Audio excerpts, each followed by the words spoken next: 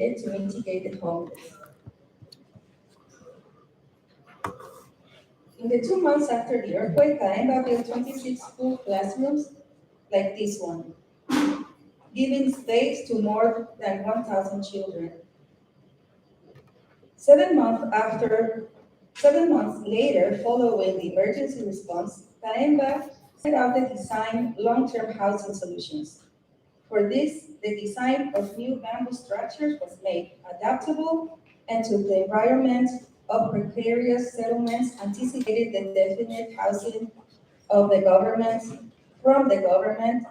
could take years to arrive. The Caemba model was conceived as a progressive shelter whose structure would serve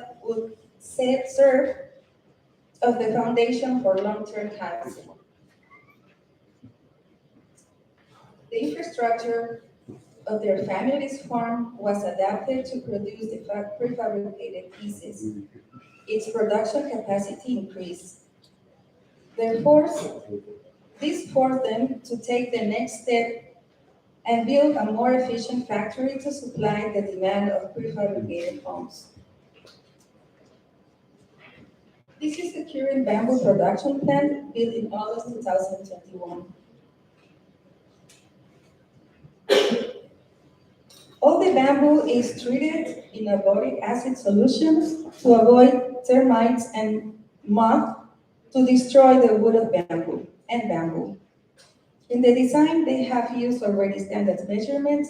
For example, the panels are 240 by 230 meters so that they can fit exactly according to the width and the length of the truck bed, and there is not waste of space the transport of the houses. This makes the transportation very efficient and economical as well. Bamboo is a giant grass which grows back after harvesting. Absorption of CO2 from the atmosphere in the process, which is later fixed in the wood that makes our houses. Bamboo is a sustainable source of construction material. If this house was built with traditional cement-based materials, it would use 180 packs of cement of 50 kilograms each. This means 9,000 kilograms of CO2 emitted into the atmosphere. On the other hand, the Caemba house has a negative CO2 footprint.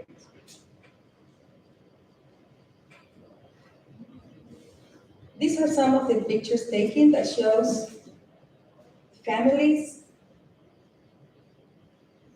So families live in and who qualify to receive the help from Caemba. The construction of bamboo houses for families living in extreme poverty has a significant impact on the self-esteem of these families and generates a notable and immediate improvement in their sanitary and psychological conditions. There are children living in shame of the condition, as they sleep in fear of encountering rats and snakes under the mattresses.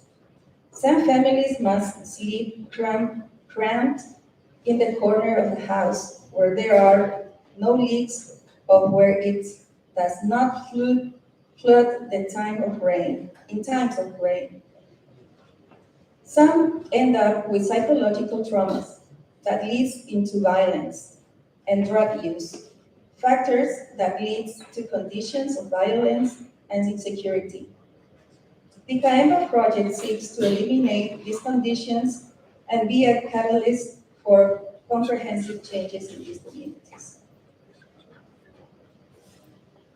In 2019, the design of the Caemba house was updated. This design allows 43 square meters houses to be assembled in one single day.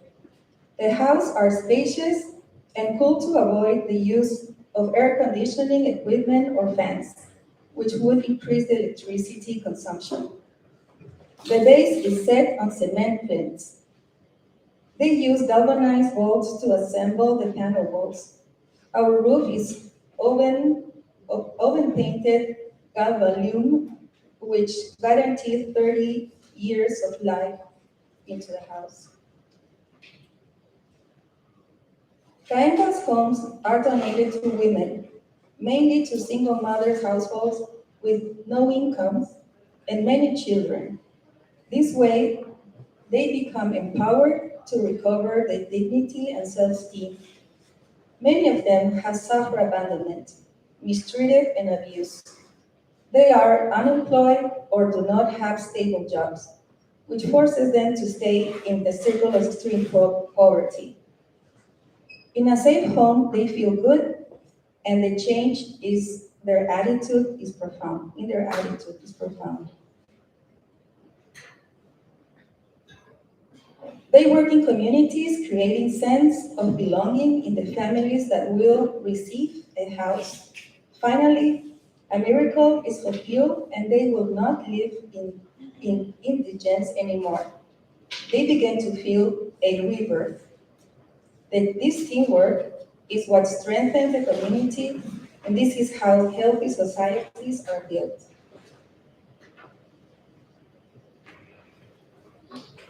In these photos, you can see the great impact that a house can make on the lives of families. In just one day, their life changes. The house is the core of the family. In a decent house, you can change patterns of disorder, low self-esteem, health, among others. Coming out of a precarious home is the start of a great transformation in the lives of these families. Caemba cares for the integrity and well-being of women. The reality of many women in poor neighborhoods is that they become mothers at very young ages. In most cases, her partners, also young, runs away avoiding responsibilities, abandoning the women and his children. Women tend to find another man and take care of them and her children in exchange for good cooking and pleasures. Thus, women become abused, subjected, and submissive.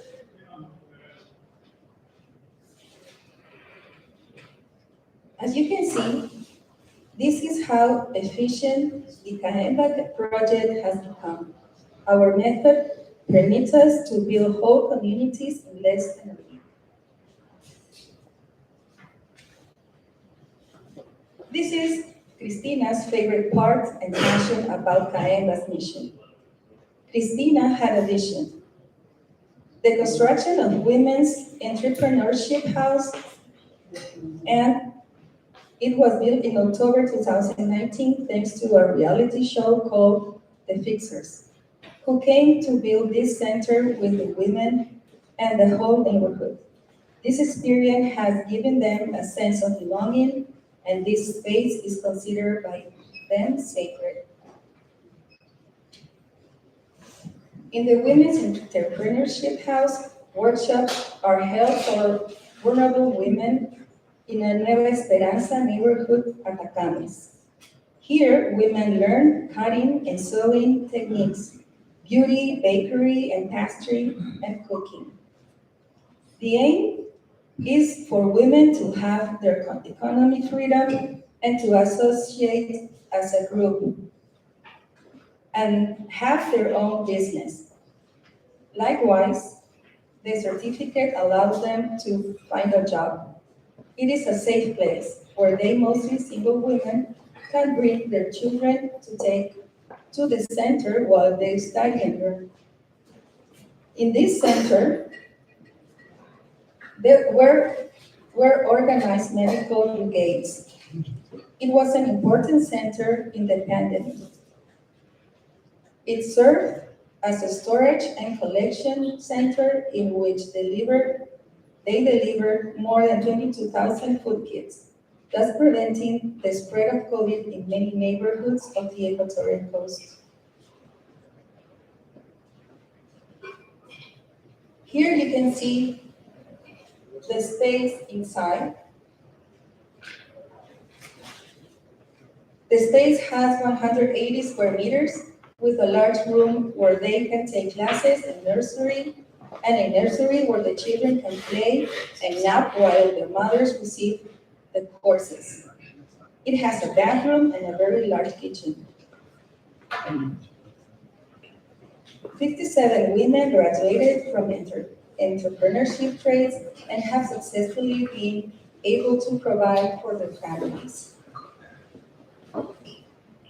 In this annex was built thanks to the contribution of Students' Council of the American School of Quito, the women associated in the Textile Production Association Casa de la Mujer, work in tailoring and also sell their products. The following are some of the pictures of beauty salons built thanks to the donations from the United Nations Refugee Agency, the Multifunctional Center Beauty in Bamboo, together with United Nations Refugee Agency. You see, bamboo makes dreams come true. This resource is flexible, versatile, and beautiful. More than 4,000 people have lived experience of volunteering and business coaching with CAEBA.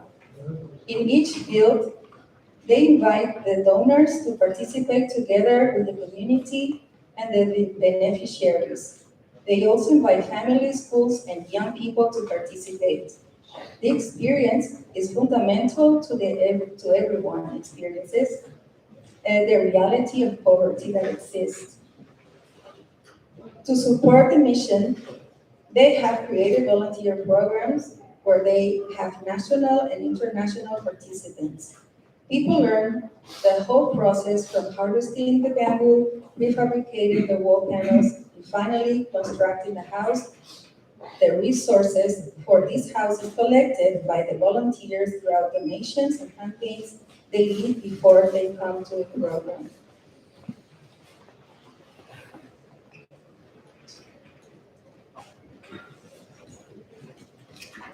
And finishing, I have Christina's words now. I have 4 minutes. So these are Christina's words. And so we build dreams, we build healthy families, societies, and communities. We have planted hope, security, peace, and above all things, we have provided women the knowledge and tools to become empowered leaders capable of generating great transformation to promote their freedom and economic independence. Women are now women of courage. Women who stand tall and strong. To these women, thank you for having confidence in my dreams and missions, for holding our hands as one and together striving for success. There is a quote I love from a spiritual teacher from India, Amma. One drop of water cannot be called a river. A river is formed by many drops running together. It is the joining of these countless drops that creates the flow. Together, we are a power. We are power, an indefeatable power. When we work together, hand in hand with love, it is not just one life force, but the life energy of the collective that flows in harmony, unimpeded. From that constant stream of unity, we will see the birth of peace.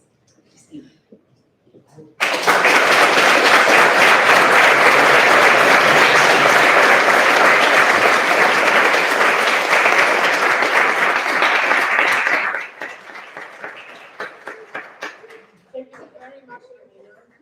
It is incredible to give your energy and your time to present another women's work. Thank you so much for this. I think it was worth to hear it, don't you think so? And as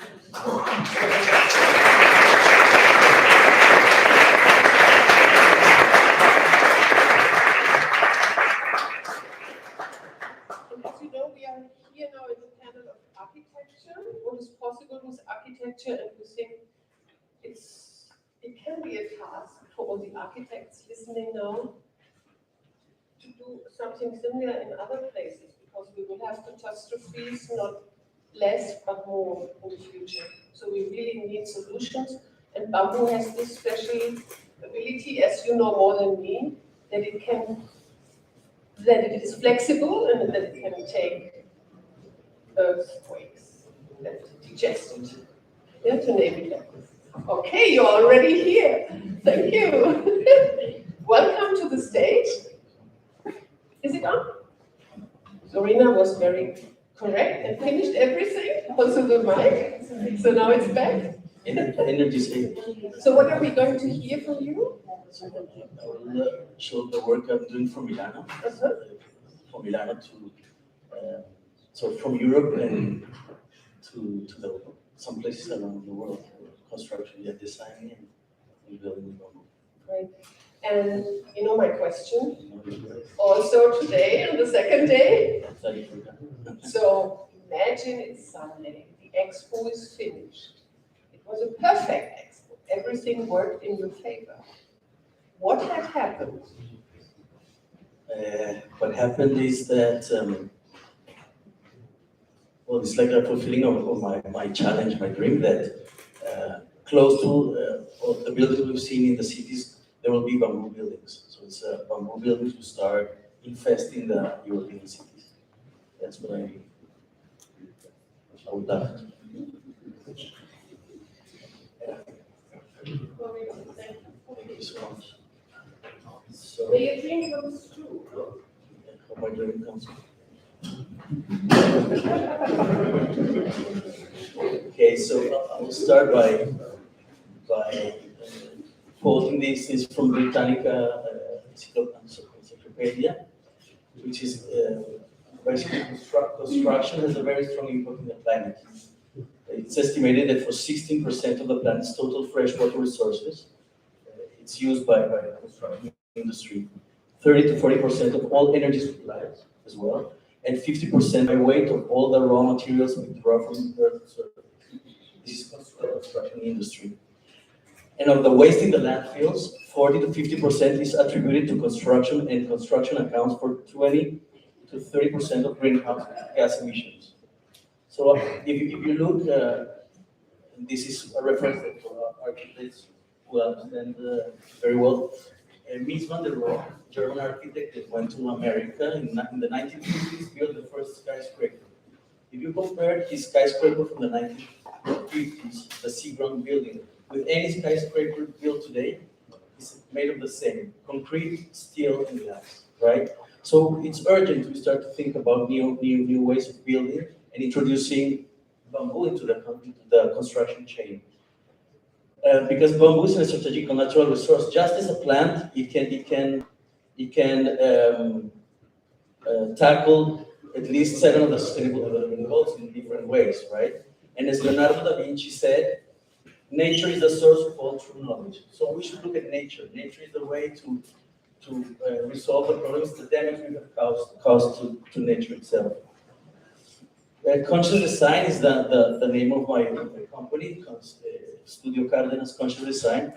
And basically, we stopped using the word sustainability because it has so many ways of being interpreted. But awareness, consciousness, is more difficult to play with. It's a word that means that you should do things with a good feeling, do them in the right way. What your ethics thinks is the right way to do, right? So we consider that energy saving through technology in the context of environment crisis is not enough. Is that making buildings, what they call intelligent buildings, smart cities, etc., is not enough for saving the planet, because it's not only during the living, the life cycle of the building that we can save energy, but it's during the construction process, and that's where bamboo comes in a very strong way, and it's the research that I would like to introduce you of my office. So we're based in Milan, yeah, and we are pushing as hard as possible to start making buildings with bamboo in Europe. We started with small buildings, and we had to think about the construction technique. Being architects, usually the construction technique is done by engineers or the construction company itself. But since we don't have specialized manpower in Italy for bamboo construction, we develop systems that are possible to be built by non-specialized manpower. But I will just show you some things how bamboo has been very kind with my office. We've been recognized by the Italian government as innovators. We've been had several recognitions in time and had even called the bamboo architect by the newspaper in 2020 during the COVID. And we had the chance to be jury of international competitions, bamboo competitions, and international lectures like here we are today, and teaching in university, and what's the given name? I'm Colombian, but adopted, like bamboo adopted in Italy, and I was named Italian design ambassador because of the work that we're developing with bamboo. So I think now we're even the countries, I believe, even Europe is believing that bamboo is a very interesting alternative. In Italy, we have the largest bamboo labyrinth in the world, and I was curator of this place for a couple of years, and it's an amazing. And we found, as Luisa yesterday's technical presentation, in Italy is very fascinating because coming from Colombia, bamboo is considered a poor material, and poor people don't accept bamboo very well because they think it's for poor people, right? And they want other materials that they see the television. There are materials for the rich, so they would like to have concrete, brick, etc., right? But in Italy, bamboo is found in the most luxurious and beautiful villas around Como Lake, Palermo, and Vinci, the city of Coronado, which was born. I've seen bamboo everywhere. And this labyrinth is an example. Bamboo is considered an exotic and beautiful plant. So I think that, and I think this is something that can be spread as bamboo does in fast in a positive way throughout Europe. With the Italian Bamboo Association, we together with Luisa, was part of the team. She did an event in Bologna. I did the event in Milano. Here we see in Milan. We presented bamboo, as you see, bamboo for climate. It was sponsored, supported by the Italian Ministry of Ecological Transition. So I think we're the work of several years. I think we're being recognized. Now we have the first expo here in Germany, and in Italy we're doing several things from several points of view. Dante Pauli, father of the Blue Economy, participated online with us during this event, and we talked about bamboo to the public. Not only bamboo experts, but people that had never understood that with bamboo you can build. And I have published some books, like the first manual of construction with bamboo in Italian, and have several opportunities to include knowledge about bamboo sustainability, like in this is Renzo Piano's book, The Almanac of the Architect, and he gave me a chapter about conscious design. It includes some thoughts about bamboo, of course. Edwin, that you will meet later, he's the chairperson of the INBAR, International Bamboo Organization Task Force, Construction Task Force, and we some of us, we are present here, we are here today. We make part of this, and we are supporting. As an architect, I have a minor role because it's very technical, but still we're going to look for more opportunities to support and push bamboo as a construction material. It's a very important construction material. So it is considered, we're looking forward that the bamboo will be considered a material as any other, right? When they ask, oh, but bamboo is not Italian, bamboo is not European. I say, glass, where does glass come from? It's steel. So bamboo is the same. And now, as you have seen in other presentations, bamboo actually is growing. It's growing in Europe. So we're going to be able to use European bamboo for making projects in Europe. And these are just some images of places in Palermo, Vercelli, Tuscany, Como Lake, Milano. This is a forest in Milan, in Milan city, actually. And this is Venice behind Piazza San Marco. You can see in Venice. So bamboo is actually so in so many places that sometimes we don't even see it. And now I'll show I wanted to make this fast introduction just to encourage everybody that things are happening. Bamboo is really growing. And I will start showing small-scale projects where we started developing the construction systems. This is the first one in Milan. I found myself with the problem we all have. There's no specialized manpower. So I designed this dry-mounted system and built this pavilion for the Milano Furniture Fair, so known as El Mobile, which is quite an event. And so this had a lot of visibility. I brought the bamboo from Colombia. I went to this tropical forest and had the sponsorship. It was a sponsored pavilion, so all the materials were sponsored. I did the design and managed to luck and faith and got the bamboos were sent to me to Colombia. You can imagine a container with 100 bamboos. You're in Milan and they call you from Genova's port. There's a container for you. I said, oh my God, so it was real. They sent me the bamboo and I didn't know where to put it. I didn't know where to put it. This 590 centimeters, 5 meters, 90 centimeters bamboo poles, 100 of them. And I was like, my God, where am I going to put this? Well, that's another story. And so starting with imported bamboo, this is we're talking about 2006. So the project started in 2004, 2005, and here developed this system to build dry mountain. And we build it ourselves. We build it with our own hands. The other challenge we have is to follow the codes, the construction codes, and follow all the codes in general. So the codes had not specialized manpower can place the structure, do dangerous things during the construction. So we built with the architects working in my office and my students at the time when I had a design lab in Politecnico di Milano. We built them ourselves, but we built it on the floor structure. We did not do dangerous things, and then this structure was placed by a company they had insurance, etc. They placed the structure on top of the columns. So we had to do all of the process. That's another thing that is important, and that's a main issue for us.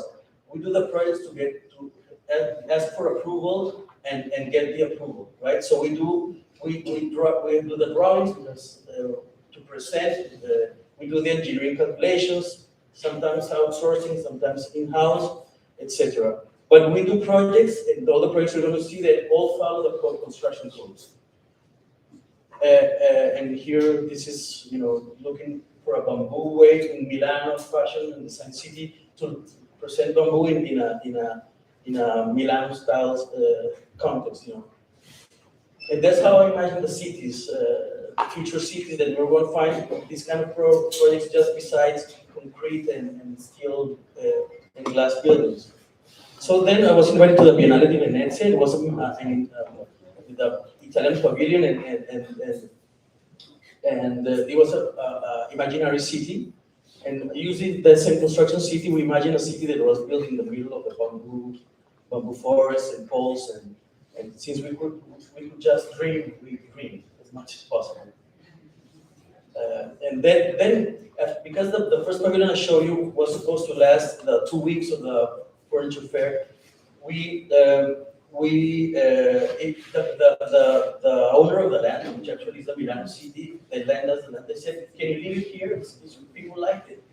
Leave it here so we can use it as a summer pavilion for schools, etc. We did. It lasted more than 3 years, and after 3 years, they were going to refurbish the industrial complex where it was displaced. And we got the bamboo. We cut it also to check inside how was the tropical bamboo had resisted the 3-4 seasons, in winters especially, and it was quite nice. So we then cut it and used. It had no problems from botanical point of view. The bamboo was perfectly, and then we used it and designed this new construction system and adaptation to build the cupola you can see here. And for transportation, the pyramids can get one to the other, and it's easy to transport it, very, very light. We took it to the Biennale di Venezia following this event, and imagine in the traghetto, in the boat, it was quite easy to transport it. It was quite an experience. It's in a Renaissance building context, so it's the proportions of the cupola follows the proportion of the Renaissance building where it's placed. And here you see something interesting and because we'll see it after, is the floor is made out of earth. The floor is earth. So earth is another interesting material, rammed earth or just soil. Here you see it's soil. We placed the green are textiles that are placed following the movement of the sun during those days, so that people can have shadows inside and be happy to see them there. So imagine buildings like this, bamboo structure, metallic connections or knobs, and glass.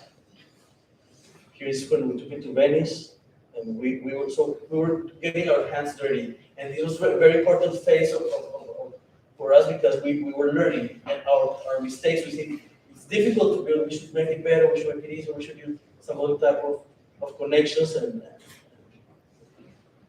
yeah.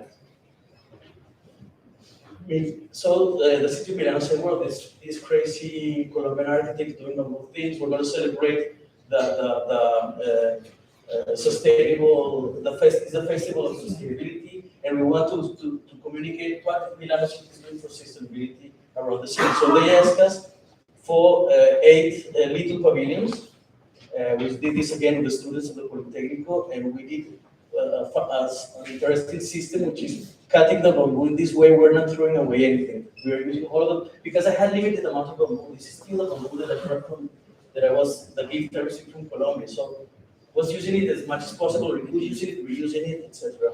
So this way we're not throwing any part away, and we did the beams with the Politecnico de Milano, Professor Imperadori. We did all the testing about the resistance of the natural bamboo truss. These are trusses, natural bamboo trusses. And we built them ourselves again. And we were just going, there was people all around the city, students and friends building this. And we filled it with soil. Soil was the element that kept the blocks together. And we put some aromatic plants so that it will also have some nice smell and it can be very nice to be there. And also from an aesthetic point of view, you can see how nature is always the most beautiful. You prefer to see a skyscraper or see the sunset, right? We always find the most beautiful places were close to the river or the sunset or the sunrise. Those are the most beautiful moments, right? Nature is the most beautiful, no doubt. We can try as much as we want, but we'll never get there. And Expo Milano was another challenge. And actually, this project was the only bamboo bearing structure approved by the Expo Milano. Again, talking about the challenge of following the codes. The Vietnamese pavilion did not pass the test. We even proposed to support them, but there was no will and no time from their part. Anyways, this is the only bamboo real structure in Milano Expo 2015. The client, Chinese, wanted Chinese bamboo. I went to choose the bamboo myself because I like to know that the forest will not be destroyed. And there's a way of choosing bamboo without destroying the forest. So I was myself saying which bamboo I consider will not damage the forest, because sometimes in China they just go for it, you know. And it's a pity, even though they have so much bamboo. And we had to do the prototype. And we had to do the testing and everything to demonstrate the expo, we had to do the coordinates because they said, okay, we approve it, but you have to build it exactly as you designed it. So we had to do the coordinates or how to put this one has a coordinate, each connection. It was like crazy situation because it looks like a random, but actually it's not random structure. But we didn't touch the walls. This is Daniel Libeskind pavilion made of concrete. After the expo was demolished, so this is completely crazy. But this exhibition, we just dismantled it, took it to the Triennale di Milano, and together with the university, the Nava University, we did using the same bamboo, we did this say experiment. It was just to get students from the Nava, is the Academy of Arts of Milano. We wanted to make them to start using bamboo, so we did this drawing, sketching, and put them into to try to play with bamboo, and so they did. So we've been investing bamboo in many of the most, let's say, well-known places in Triennale, Biennale, and here the Laberinto. Laberinto is the largest labyrinth of bamboo, as I mentioned. Maria Ricci, a very lover of beauty and very famous graphic designer. Unfortunately, died in 2020. He he was very sick, and also I met him, and I was so happy to have a chance to meet him. They gave me the chance to do this little, and I call it bamboo flowers, little flower, and it's in the middle of this perfect geometry. He was a lover of geometry, so he made a neoclassic museum, and this form is a bamboo form that seeks to, see, we're already having masks, so we're already starting the worst of the COVID, unfortunately. And this is Italian bamboo. Here we're seeing the forest in Versilia, in Tuscany. And the people working with the bamboo, they have a company called Bamboo Sector in Italy, and they're getting every time better using the Italian bamboo. And so we did this, which are, I went there, we did the testing, we did all the several prototypes. It is modular, the flowers are modular flower, and it's not that small, and bamboo is beautiful, bends itself in a very beautiful way. And we got there, just mounted it quite fast and easy. Then it was moved to the garden, and here's a view in the winter. All in the back is bamboos, just the bamboo labyrinth. And here you see there was a bamboo competition going on for furniture. So here are the winning projects under the bamboo flower. But to tell you that the Italian bamboo is becoming a reality, that you saw it from previous presentations, Olimoso, etc. There are plantations, and smaller, bigger, some smaller, some bigger. And now we're going to look at a medium-sized project.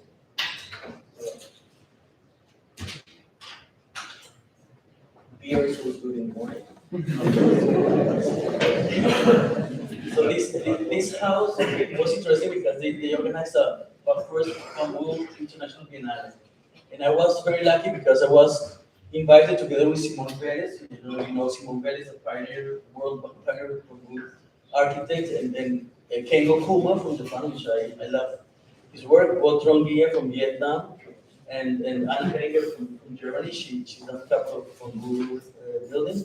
And we were a very interesting, nice group, and we had the chance to do basically whatever you want. They said, well, no, do whatever you think. And so I was able to go back in time and get the construction system from the first pavilion and push it forward. How can I build a 3-story house with a dry-mounted bamboo system without specialized manpower and without using concrete or perforating bamboo? And here we are. That was the challenge, and luckily, it's when you have amazing clients, when you have clients that are accept the challenge, and this is what we need. We need clients that are letting us try, because if we don't try, we'll never do it, right? And this experiment. So I show sketches because projects are born like this, and I think we do magic. When I see a sketch and see the building process, it's not possible. We love it.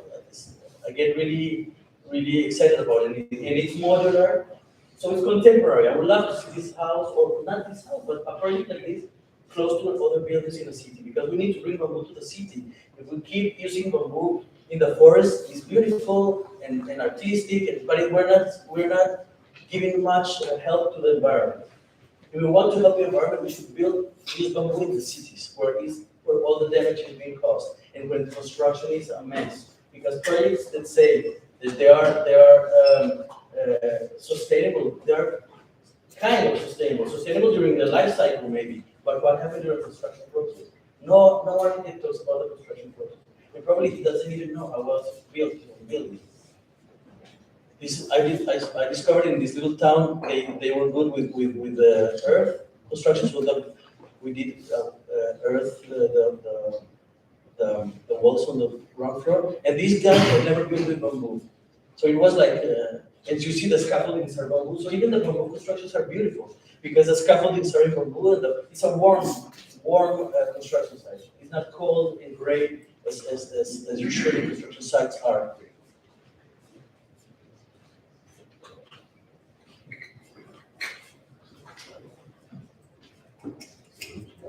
So bamboo, aluminum, steel, glass, they can work together. That means we won't be only bamboo. Having bamboo is part of the projects in our palette, in the construction palette. And this follows the construction codes. It's in China, follows the construction codes in China, but we also apply the European codes for us, for ourselves. And it supports the snow, the weight of snow, and the change of climates.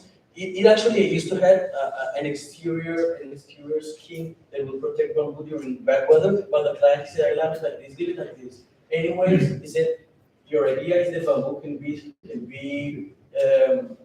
sustituido, can be exchanged. If a bamboo pole is ruined, you can change it because it's a dry mounted system. So he said, if it's true, let's leave it like this, let's leave it naked. That's it. So that's why the bamboo is outside. Okay, and so I'll go faster. And this is the last, not the last, but almost the last, right? And this is large scale. This was for Ingvar Pavilion. My project was selected in a private competition. It's 32 meters span, 32 meters. So bamboo practically has no limits. It's us that we get scared, and I was scared, I swear. And the concept, from the concept, models, sketching, also the garden is bamboo, and the president of the Italian Bamboo Association was my consultant for the choosing the plants to use there. Of course, together with the Chinese consultant, they work together. We use concrete only in the support of the arches. Not there's no concrete slab. And I have to thank for this the Chinese structural team, because they really got into this way of thinking. And in my first drawings, we had a concrete slab that we needed, but now they're connected with steel rods to each other, but there is no concrete slab. So it's beautiful to build with bamboo because you have to get out of your chair, you have to go to the sea, be in the middle of forest, you see green, beautiful colors, and then for bending it, you use another natural material. You use fire, you use water. See the stair is made of bamboo. The arch is made of bamboo. The people in the building were like really good. These were specialized construction company in this case. From concept to construction in 9 months. Yeah. Here's some people that you've seen. I had the lab at Hans Friedrich.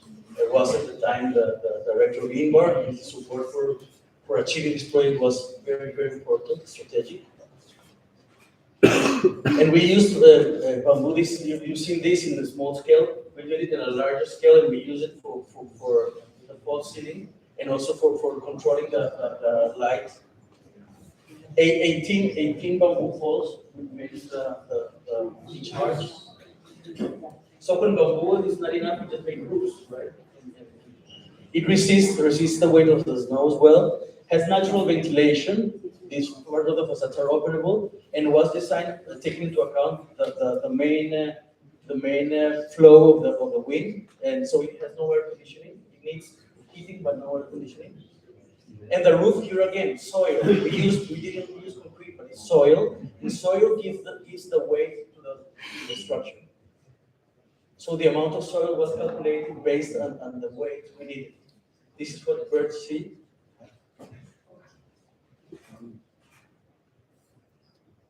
Yeah. So contemporary buildings, see the snow and resist the snow. We followed all of the codes, and it was a pavilion, but now it's a permanent building. The district of Beijing, for this place, they bought it, and now it's a permanent building.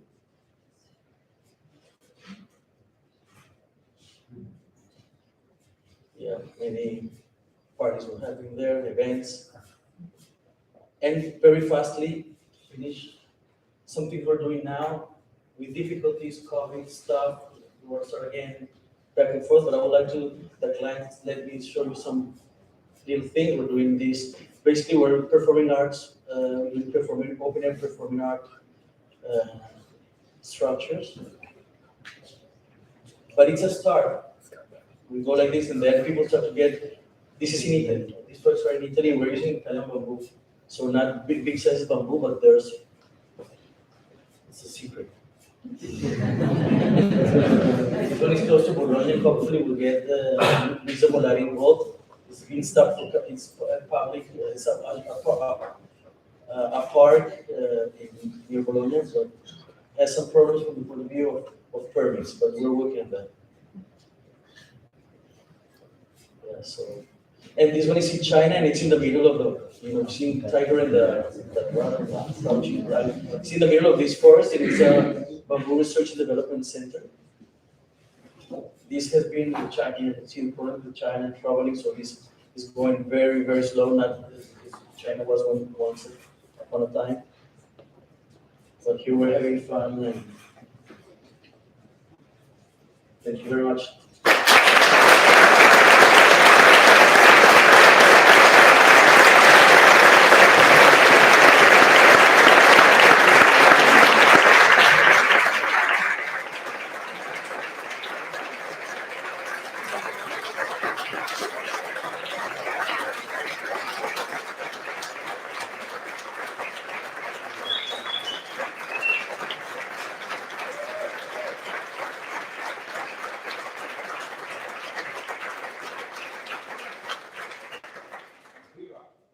Enjoy.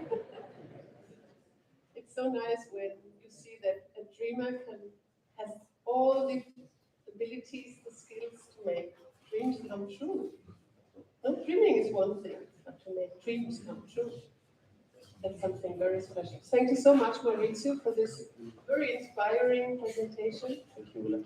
Thank you very Yeah, much. and we see us again on the panel later on. Thank you, everybody, very much.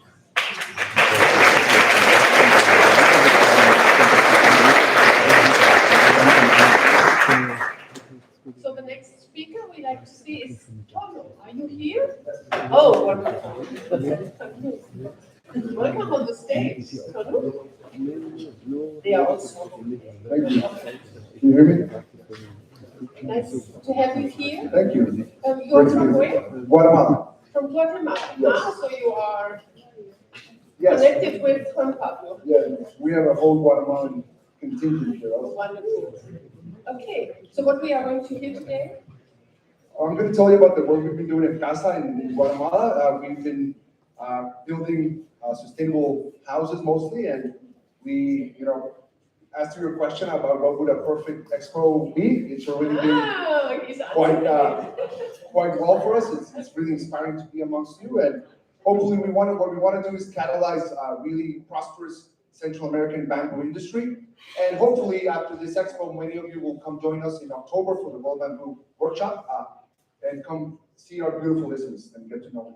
So I'm really grateful to be able to share with you a little of the work we've done over the past 10 years, especially to such a great crowd of bamboo experts, enthusiasts, friends, partners.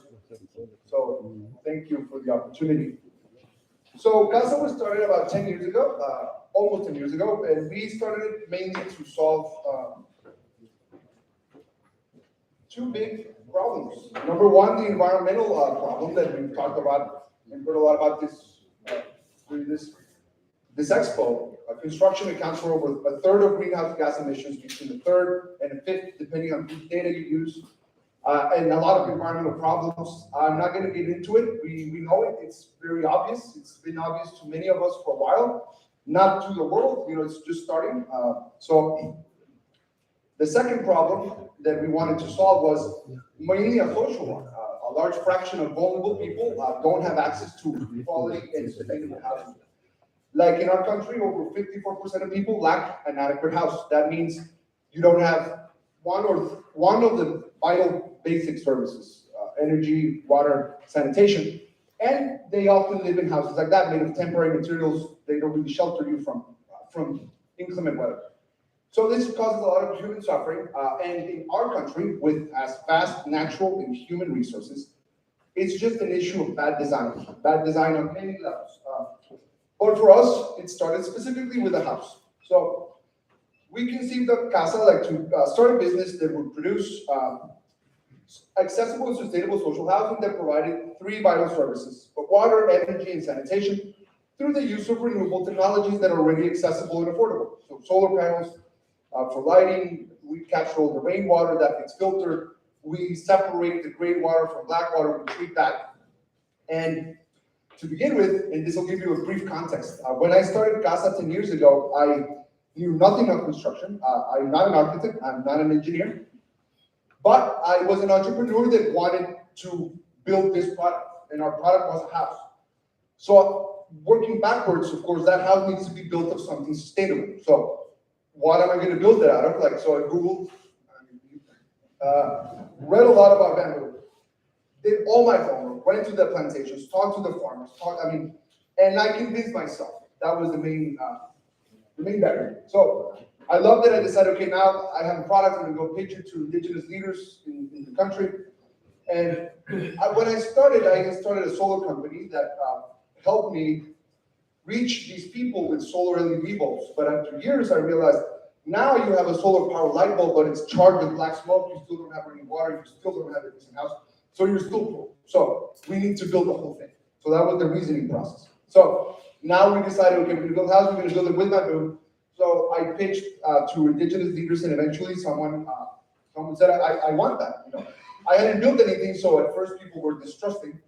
But eventually, you know, visionary indigenous teacher, he said, I've seen bamboo houses on the internet. I would really like it. So he asked for a discount, and I gave it to him, and we built this first house. And I contacted Eli de la Roca, this architect, because again, I knew nothing. So can you please draw these blueprints for me? Like 2 weeks later, we had blueprints, and 2 months later, we had this house. So purely bamboo structure. Inside it looks like this, very traditional. We all know it. The mortar is a mix of cement and lime. We've experimented a lot with just cement stucco, but it doesn't stick. You need the limestone there so that it adheres to the esteria. And it's pure bamboo, of course. And Amilcar and Magali now have, 10 years later, they have a beautiful family, 6 kids. Well, 6 of total, 4 kids.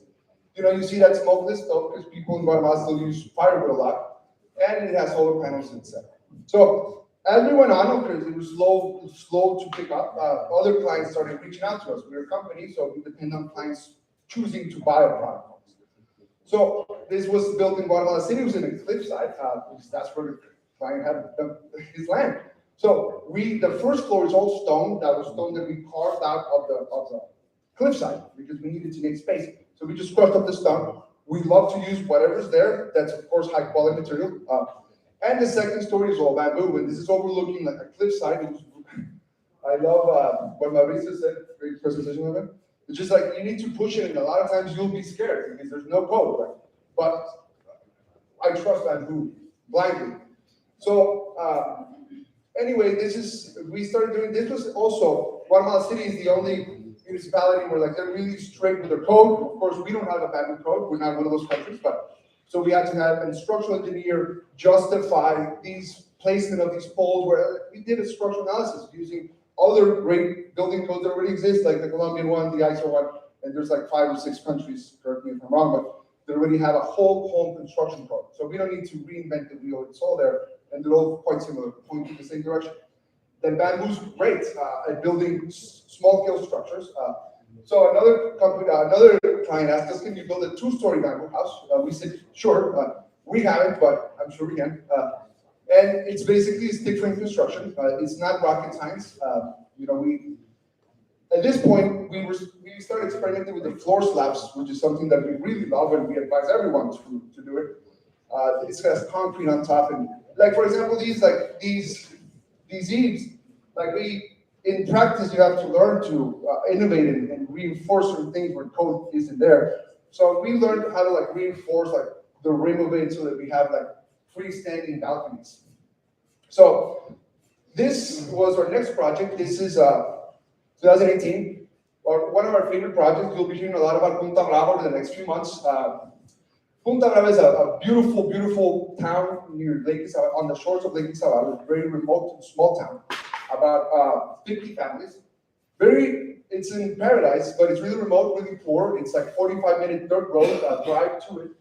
It's the last village on the road. They didn't have a high school. They never had a high school graduate until Edwin Scholl, who contacted us. He went back and led the effort to start a high school there because it was so far away that kids couldn't afford the $8 per day to travel to high school. So they contacted CASA randomly on the internet because they wanted to design a building where sustainability was the central focus of their education. Because they're running out, it looks beautiful green, but they're running out of precious woods. They're running out of like really useful stuff. It looks green, but that's just really large grass, really large monkey. Anyway, they're running out of like precious woods. And sustainability was a strong focus of what they wanted. So they asked us, we wanted a library first, we need laboratories. So we were quite fortunate to design it with the community. What do you like round structures, what do you need? So it was co-design and something that we love to do with Ellie from the beginning. And again, we're innovating. We didn't come up with this. Ellie, we're going to do a mezzanine. We need a really powerful column, a really imposing column.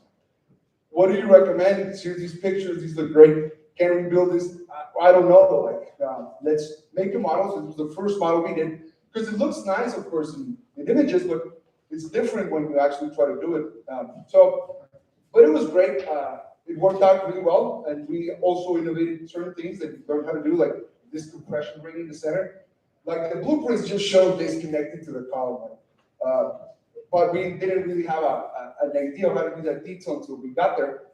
And we were happily, these people have a really great carpenter in the town, so he helped to do that compression ring, and think about it. So anyway, we will talk more about Punta Brava. That's a great success. So the village really changed their mindset about us, and about bamboo. This was a resource that they had locally available, but they never really valued.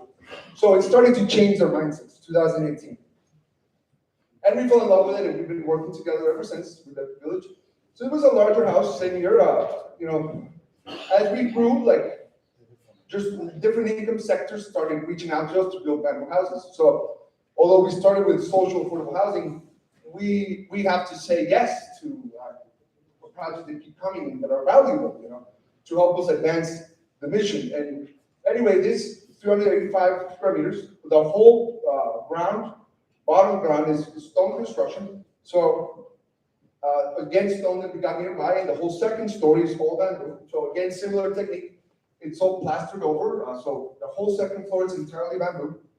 And in this case, we did a structural bamboo frame. So this was again another innovation, and it's all client-based because we had built a similar house before with concrete structural framing.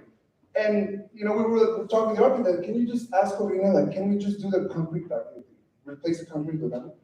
And luckily she said yes, so we need clients again, the patrons said, let's take the risk. So we talk about that a lot in Casa, the only two we tell our architects, you only have two limitations. What the client wants, and the laws of physics. So we're not going to push the laws of physics until the client says, yes, I want that. So this is, of course, this is subject to code. It's built with code. This was the first one that we actually had to start doing the calculation. It was large enough where we really needed to make sure. So of course, it's not, again, rocket science. It exists, the whole code exists. You can know how many bamboos you need, how thick, how wide the diameter, how thick the wall, based on the freestanding weight. So it was great. Again, this is stone done nearby, and concrete ends at those white boxes. So we do use concrete footings, and we keep concrete where it belongs, in the ground. So this is also, you see some of the cross section of the slabs. So in Guatemala, most of the slabs are prefabricated concrete blocks. So cinder blocks horizontally placed on concrete beams. Extremely heavy, extremely costly, extremely dangerous. And this beats it on every count. It's 80% lighter, just as resistant, much more beautiful, carbon negative. And in the worst case, massive earthquake, this is not just gonna plummet to people's deaths. This is a fiber, it'll just, and maybe we'll see. We'll have to just wait till the big one hits. So this one, you see the cross section. So what we're replacing is the bamboo, with the bamboo structure, these prefabricated concrete parts. On top, we still have 5 centimeters of concrete, with reinforced with metal rebar, and connected to the walls to redistribute the weight, and for also soundproofing. So yeah, soundproofing, fire resistance. So the concrete floor slabs, we do a lot. A similar house in a very hot climate. The client wanted a round 2-story house, granary style, and bamboo just so versatile, and we we've been learning on the go as the new clients ask for new things. And when it got to the point where we needed to be validated by a construction code or use it, not validated, but use it to calculate, we were able to. There's already ample resources and experts. So this is another house that we built last year. Again, similar sort of construction system that we feel really comfortable now. Like this is just the beginning. So we're able to build any sort of structure in any sort of climate in Guatemala. We have cold, hot climates. We have jungle, we have desert, we have mountains, rivers, lakes, and we built them everywhere. So this is a commercial installation. We did this in 2021. This was the largest installation in Central American history. It's just a facade, but it's 4,000 bamboo columns, 11,000 square meters. So they had these really massive hexagonal inverted trees that they wanted to cover their ugly steel columns there. So they designed these trees to cover the columns and also like indirect lighting for the roof. So it's very simple.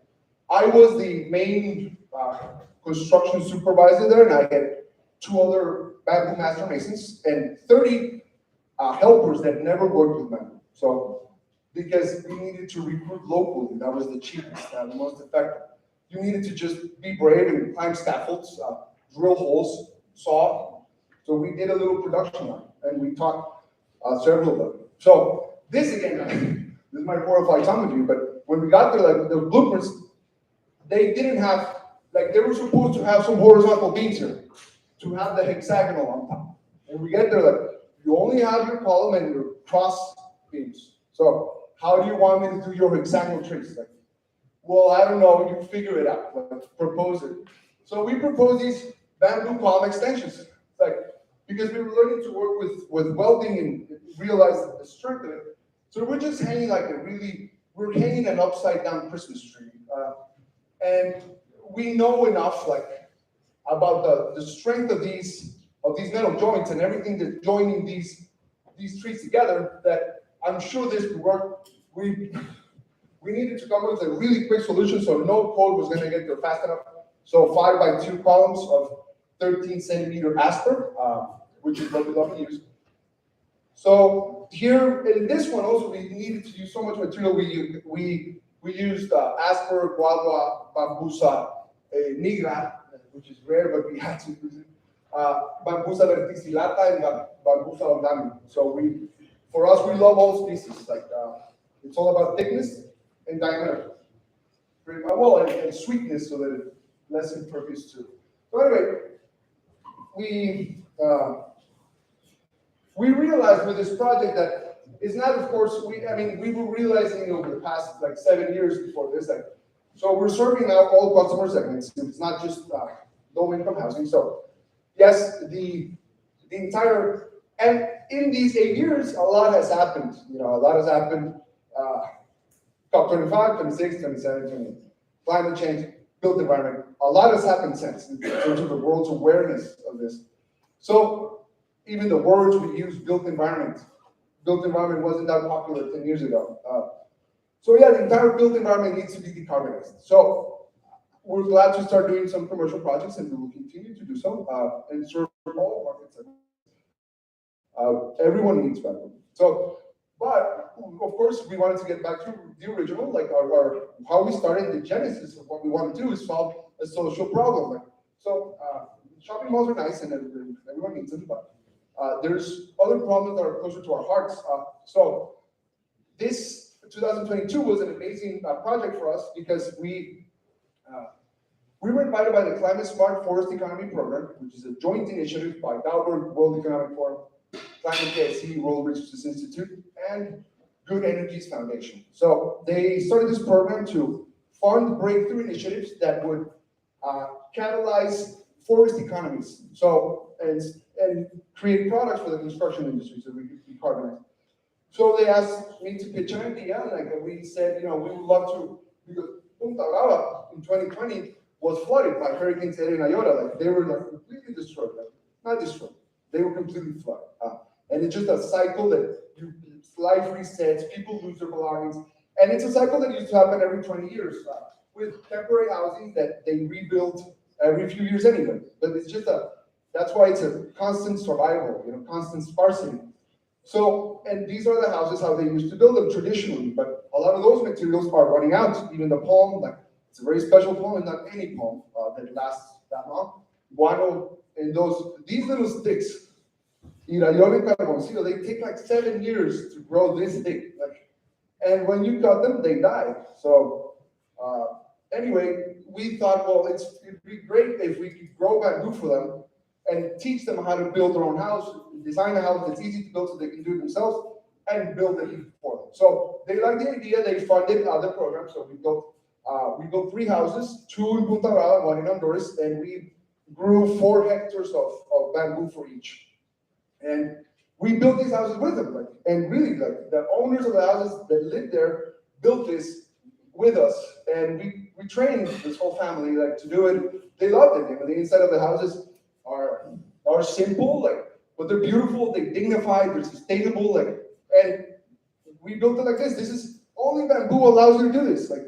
You cannot build raised houses like this out of concrete. It's extremely expensive, cost-wise, environmentally wise. Only bamboo can do long lengths and free span and actually support a full house. Of course, the concrete pillars go into the ground, and that's pretty much it. That's the only concrete. We could eventually replace this with wood, but it was a little more uncertain. Wood's durability in ground. So that house, those houses ended up being great. The families really loved them. They really changed other people's minds as well. But we also got into the reforestation. We grew 4 hectares. This is with the students from the Instituto Puente. We were really so happy. Last December we went. The first graduating class of students focusing on community development with a focus on sustainable construction. That's their vocational degree. And they built a clinic, a beautiful clinic following our system, just by copying it. And they fundraised for it, etc. So it was great. The whole community got into it. And they also commissioned, the CSFVP also commissioned a carbon study of our plantation. So that was part of the whole thing. So this was, we use dendrocolumnus aspers, I was saying, in our plantation. They're 11 by 11 meters spacing. And it ended up being they took all the dry samples, 120 tons of CO2 equivalent per hectare per year. That's a lot. And what's great, and this is the difference, this is what changes the world and what's different about bamboo than any other forest species, any other species on the world that you could use nature-based solutions. Most of the zinc stays in the soil, so the culm is what we harvest. And the culm, we put into a long-term, lifelong product, so it's still sequestered. But bamboo is also amazing. It's the only plant on Earth where the economic activity is the same one as the climate activity. You need to harvest it so that it keeps capturing more carbon. And 60% of the zinc stays in the soil, the litter, the leaves, the root system, as opposed to trees which die when you cut them. So, of course, this you can check it out. There's this full carbon study. And I know everyone has a favorite bamboo species. We love them all, but this is what we use, and it's just an amazing, amazing plant. I trust it with my life. I trust it with many other people's lives. And look at my small head right there. Each comb is 25 centimeters at maximum. You have some thick ones as well. You get 70 or 100 for each big one, for each mother plant. And when you harvest the mature ones, new daughters keep sprouting up and capturing more carbon. No other plant does that. And we get at least 20 useful meters for construction, even though it's 30 meters. We doing structural elements, so we don't use the really thin bamboo that much. We donate it back to us, but we also get cuttings from the aspers. So we're reproducing, we're doing nurseries now because of this was really great for us. So the Climate Smart Forest Economy Program, we were just always building. We were builders, so we would just harvest the culms and leave all the litter in the forest floor. And then because we needed to take asper cuttings to Honduras, and we couldn't do it with soil, in it. So we need to learn reproduction. It was fascinating to work on the whole value chain, and it brings the impact so much deeper and closer to the communities that we want to help. So again, it flooded again, 2022, like after we had built them. And this was a really watershed moment for us and for the village, because our houses withstood the hurricane perfectly, like no damage. All other neighbors, this is taken the day after, so the water had already receded. It got all the way up to here. During Eren Ayor, it got all the way to here. That was a 50-year event. This was supposed to be another 30-year event, but it was a 2-year event, so 2 years later.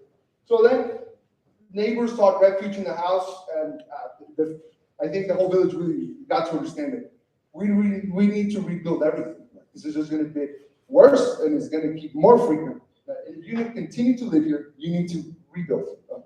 So this was great. The results, no casualties were lost. But this got the attention of the World Bamboo Organization. So Suzanne, Cecilia, thank you so much. Like, she reached out and said, "Would you like to host the World Bamboo Workshop in Guatemala?" We're like, absolutely, yeah. Can be Punta. Like, we were so grateful that they were open to having it in the village. So we're converting the whole village into a bamboo paradise island for a week. You know, everything. And we're building something really amazing. So we're getting some of the best builders, master builders, Peter Van Lengen, Martin Mortera, to come up and host a 4-day workshop. And we're going to build a Punta Brava Community Hall, Punta Brava Plaza. It's going to be an emblem of how villages can adapt to climate change. Because just like Punta Brava, there's thousands of villages along the Central American coast. So maybe some of you don't know our isthmus. Our isthmus is a thin piece of territory that connects two large land masses, South and North America. So along the coast, we have 20 to 30 million extremely fertile hectares, like perfectly African bamboo. We have commerce-friendly governments, free trade agreements with Europe, low shipping rates, and business-friendly regulatory environment. And quite importantly, sparsely inhabited, mostly by low-income communities. So that's a perfect place to grow bamboo. We have a goal of just hitting 3% of that empty vast territory, 1 million hectares in Central America. And what would we bring to those communities? Central America is now increasingly battered by tropical storms. We would give these people this was Hurricane Julia that hit last year, that one I showed you, Punta Brava. So this is becoming much more common, and we are going to give them shoreline restoration, multiple sources of income, climate-proof building materials, and not to mention, a female-friendly value chain. So multiple sources of income. Females are helping to seed, plant, and reproduce bamboo.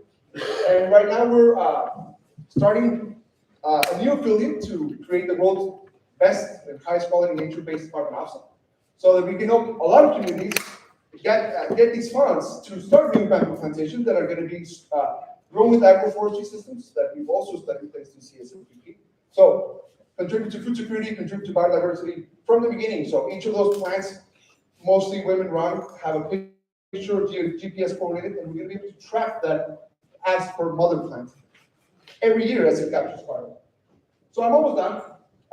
We completely believe that bamboo is the future of construction is in biofarms, and that bamboo is the king and queen of biofarms. And this is a 20-story building, 18 starting in Norway. This will soon be bamboo. So what if it takes another 10 years, another couple $1 million of structural code?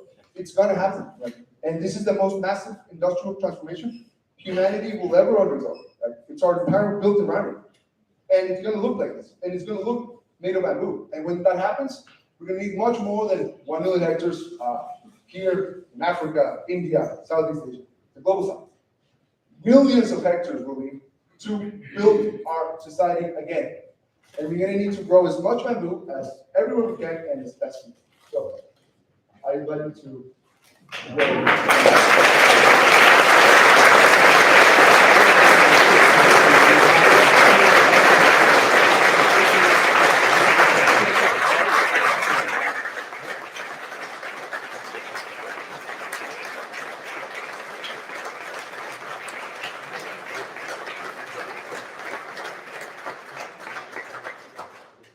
Donald, thank you very much.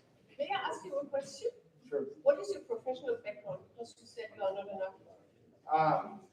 studied astrophysics and physics in college, so I have a master's. Isn't it interesting? He just saw the potential of the bamboo and what he made out of it. Very interesting. Thank you very much.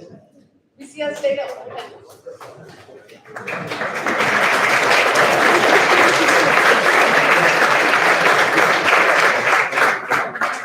So the next speaker to come is Andres Beckler. Hello, Andres. Welcome on the stage. So what are we going to hear from you today? I want to invite you to the journey of my new life for the last 20 years that I worked with you. Okay. And you know my question? Imagine if Sunday the expo is over. You have actually double hats, not as one of the co-directors of this expo and as an architect. The expo is over, everything went fantastic in your favor. What had happened? Tell the audience. Well, for me, the best thing would be if we go out here and everybody knows that we are bending each other. The people who want to plant bamboo also want to construct. Yes, but for example, if we only plant and we don't have to finish in the ice, it's very difficult. And I love the last picture of Tono. We showed the skyscraper. This could be one final look. Yes. And so it would be very nice if we understand we have to work together and strong together, and not everybody for himself. Okay, I take you with me. Normally I speak about plant, I speak about bamboo, but it's everybody's fault. And so I only talk about my constructions I did and how I stay today. And please help me with my words. I'm not so very good. In Colombia, I started with bamboo. It's the place here, Cali, where my family from my mother is living, and this is Cali, Santiago de Cali. It's a town with 2 million people, more or less, and this is the area around of the city, and this is something what for me was very difficult to accept. This is the identification of the most people in the cities of Colombia. Yes, they are living between some concrete, some plastic, some thin, small trees, and they asked me in Colombia to support them with a school. And so I started with this identification to think about what exists like material local. Not important the cement, the important also the zinc, yes, or the aluminum. And I found the first idea of living a habitat in Guadua. It is a guadual, it's a bamboo forest, and the people for 4,000 years ago organized a whole place in bamboo wood with a walk-in, and this was one of the first habitats. When they asked me to construct a school, I used bamboo because I understood, okay, this is a material Colombian. It is growing on this place where the school was growing. And I asked some architects. I found, for example, Jörg Stamm, a German carpenter who is living in Colombia, and today he is how is it called? The bamboo.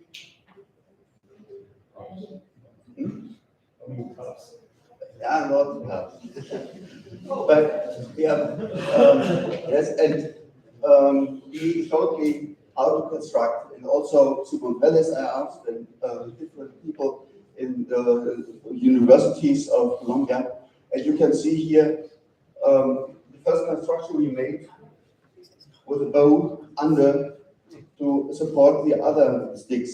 And I show it to you because I want to tell you we constructed different constructions, but each construction is made with a different static system. And this is the hallway of the first school with these trains. It is in a poor area, and people don't have money, and the first time when we opened the school, we had a visit of a very rich person, and this person said, "What shit? It's a temple of rich people or what?" Yes, and I was shocked in this moment because I didn't expect this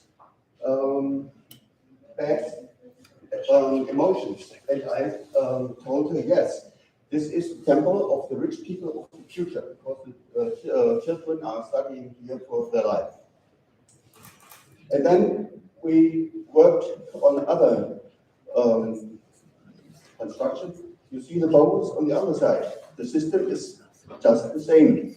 And you see the blue ones. These are German students from Lemgo University, and the red ones have been the students of our carpenter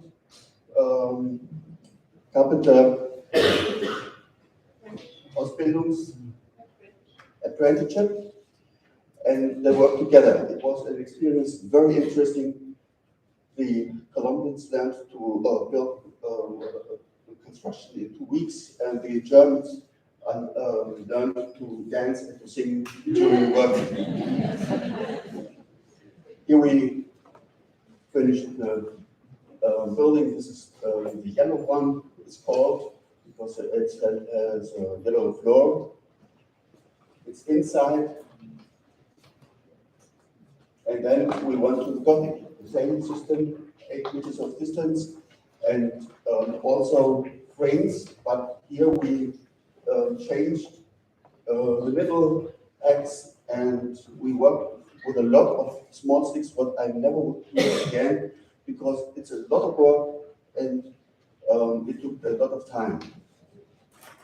That's inside, it's beautiful, yes, but it is, if you don't have money, it is not the best solution. And we didn't have money, and we had to organize a good space for everybody and not a wonderful space. But it worked. And this is the butterfly. It's inside is the restaurant and the kitchen. You see here inside of the bricks, there's the kitchen. On the other side, you see the restaurant, which is also a meeting place for all the children of the school. And on the top of the kitchen, there's another room, and sometimes we invited people, so we prepared it. And this is all are also students which are prepared for serving and cooking. And this picture I show you because I understood if we work with this and we can teach the people how to do something, and then we go out to offer this work. And this, you guys, they learned with us, and today they are working like own companies in Colombia. Because when we started, there was only George Stein who told us how to do it, and maybe one of his carpenters helped us. And so we started to train the people. And here are some volunteers, and this is one of our students of carpenter, and we designed the court work. And the volunteers prepared the first trains, and then we finished this bridge inside of the school because it's a part of it's the way from the cafeteria from the restaurant to the school. Here's another photo. That's the parallel. The system like this we like a lot. I saw it many times, but it's the first time that we used bamboo like the columns. Before, there was no construction made by columns, and I said it is possible that we that only we make the roof. It has also have to be with the columns. And these are the 7 drawers and the stone down. This is Snow White. The names are given by the children of the school. This is the rainbow. It's big.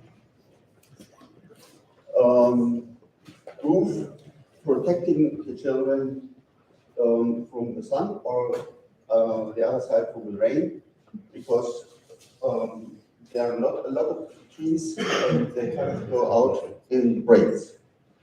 Inside of the rainbow, there's also the area for the preschool children. You can see it here. And this is the other part of the rainbow where children can grow up. This is a picture of the situation. And you can see here in front, this is the Gothic, what I told about the small sticks. This is the yellow one. The rainbow on the other side is the first construction I told you.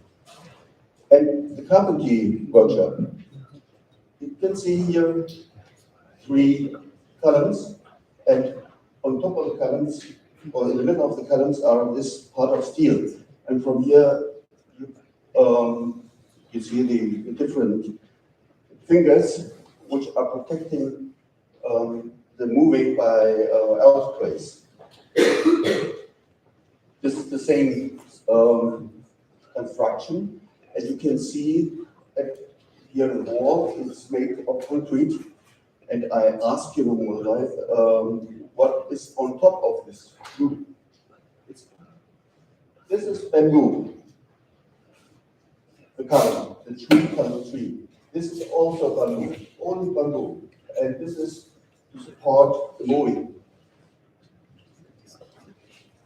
And this is what is on top of the construction. One of 3 parts of this field is constructed downstairs with bamboo. The old one, it's construction where has been a thinker, old house, and so they call it this old one. And here you can see our students working on some models, and this, the little children came and asked, "May I play with you?" Yes, and so I was very happy that they are interested in material. At this time, the school worked very, very good, and the people said all the children in our school, and also the parents had identification of the school. And one time they defended it one night by themselves against the fire. It was very interesting what solidarity brought up. Here you can see some of the students. Then they are making the model, and here is the roof. You can see this is a model about the roof, 22 meters from 22 meters. And these columns, the idea was to organize them 12 meters. And inside of this roof, there's another construction with the rooms inside. And now we change the scale. This is 1:1, and we're constructing it. For us, it was important to show that bamboo is able to stand with 3 levels. Yes, and these are our students. And we finished this construction like that. You see the roof on the top. This is, if you look one of the columns to above, from the front side, when we were constructing this back side, we organized international bamboo meeting. It's called Guadua, and so a lot of people organized also this place. This was for press, and this is another place inside of the old one with capacitations or discussions like here. And then we constructed the Santander in Licao, in Mallorca, it's in Pavillon, and it has a diameter from 20 meters.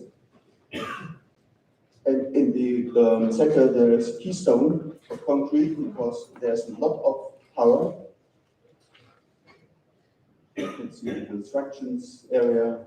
On the top there is sugar cane, and on this top of the sugar cane there is some concrete.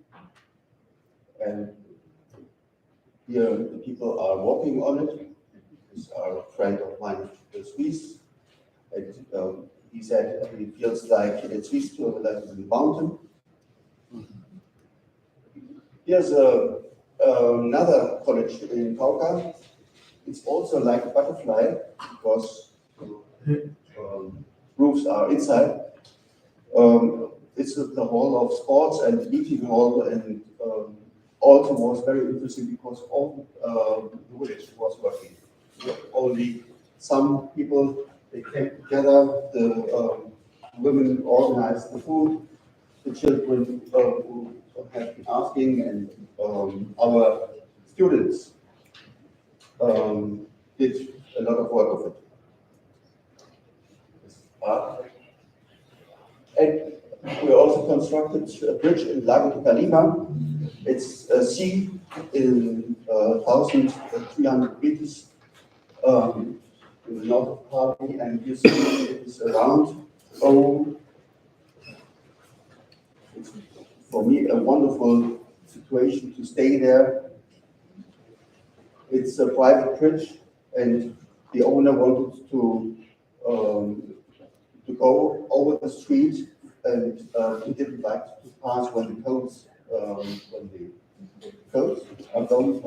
passing. This is a bibliothèque in Rummenigge in Montevideo, also near of the school.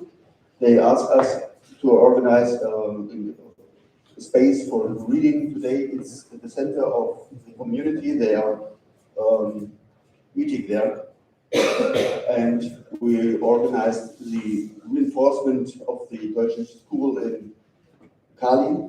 It was constructed with a lot of errors, but a fantastic construction. And I told them it's better to reinforce them, yes, but and not to destroy them. And it was a wonderful work of the other architects. And we organized also a stand in the Cali Fair for another company which wanted to sell something. It was people took a lot of attention about it. And this is a car by Jörg Stamm. When I saw it, I was fascinated because it's an 8. Yes, here you can see the 8.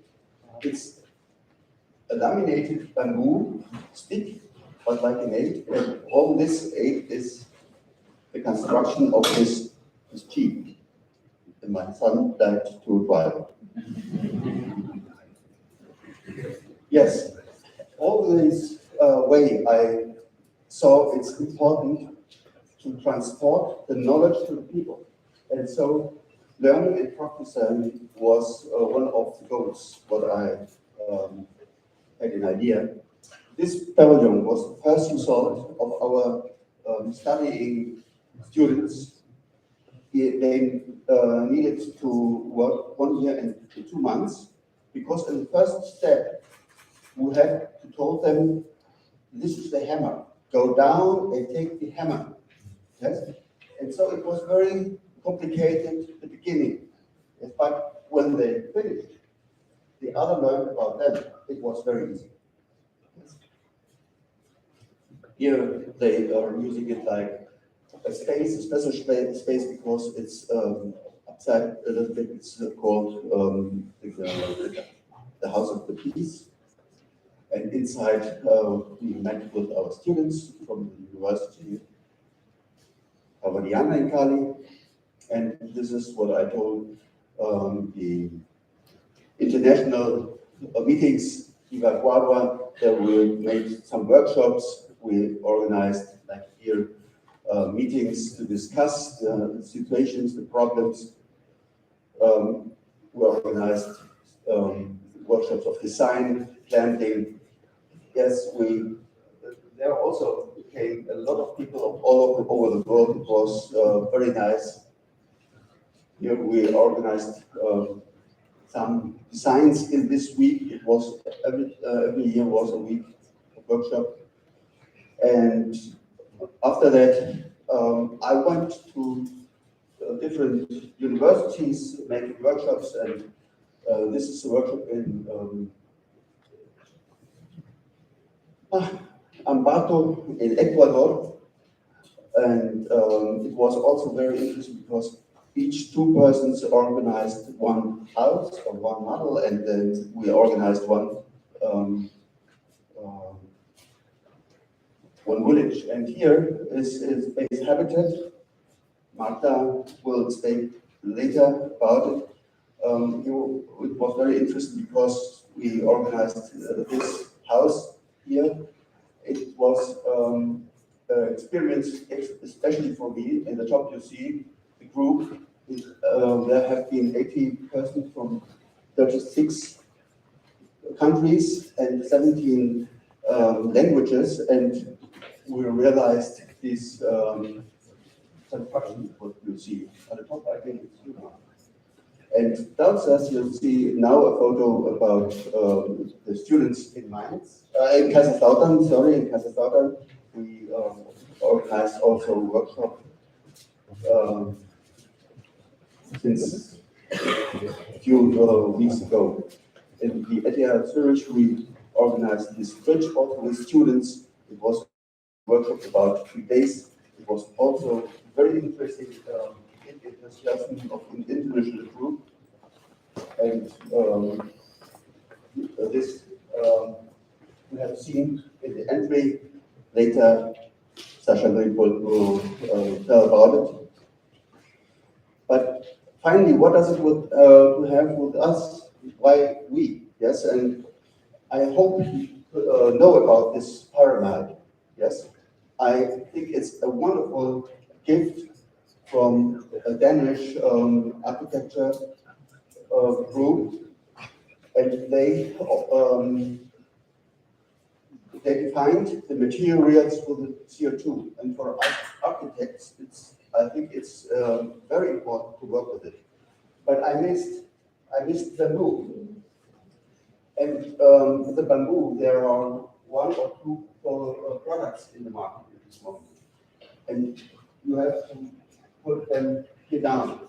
I explained it a little bit for the people who don't know about this pyramid. This is the CO2 definition of materials. In the top, the first is a plate of aluminium. Here you can see the steel, and here are some bricks, and down here are the materials which are absorbing CO2. I changed this pyramid in some letters. You see the aluminium facade is producing 28 kilogram CO2 equivalent. It's a definition how much it is liberating the CO2. And you can see the structural steel with 8,800 aluminium fill. Linoleum, you know about it, is for the floor. It is okay. The floor is absorbing, and also the structural timber. And we have here the laminated bamboo product, what exists, and you can find it in the internet. These are all information from specialists of the internet. So it is interesting for me because we see laminated bamboo can be also work like some structural steel, not everything, but at some points, yes. And if you make the addition, we have 10,000 kilograms per cubic meter of material. I think that is very important for each one who is constructing. And this is also the reason with the CO2, because we organized bamboo forest in Buga, in the near of Cali, with the foundation Aso Bamboo, and they organized the plants. This is, you know about it, this is cooperation between Colombia and Germany. They organize pools, also they are drying it, and then we organized this production line. It is the material. We cut it in some leds with a bun. Then we put it in the press to make some products and build something. Yes, and we decided, we asked about a lot of money from the government of Germany, and this is one of the products. It is 6 feet long, 6 centimeters of thick and 60 centimeters of diameter. And this is the group in the background. You see the press, and this is the first row. These are students from the Sena. And for me, I tell you that this press exploded because the bamboo was so strong. Yes. At first, we wanted to import press from China, and we saw it doesn't work because they're not strong enough. Then we thought we bought something from Germany or from Austria, but it was so expensive, such machines, that we decided, no, we have to do it in Colombia. And different engineers and 2 universities helped us to design this press, but it exploded by the fall pressure goal. But this is a result. This is what was straightforward and the lead, and I think this is the future and the reason why we plant the bamboo all over the world.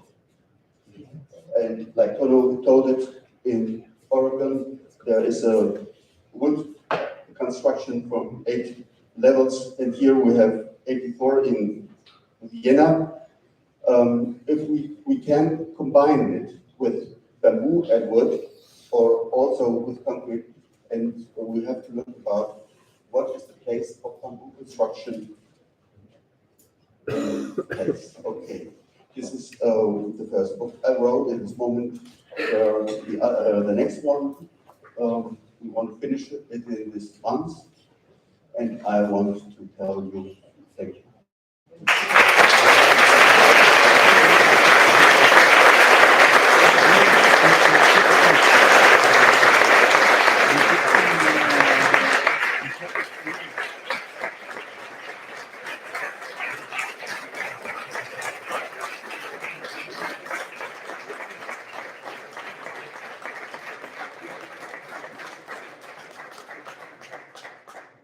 Thank you very much, Andres.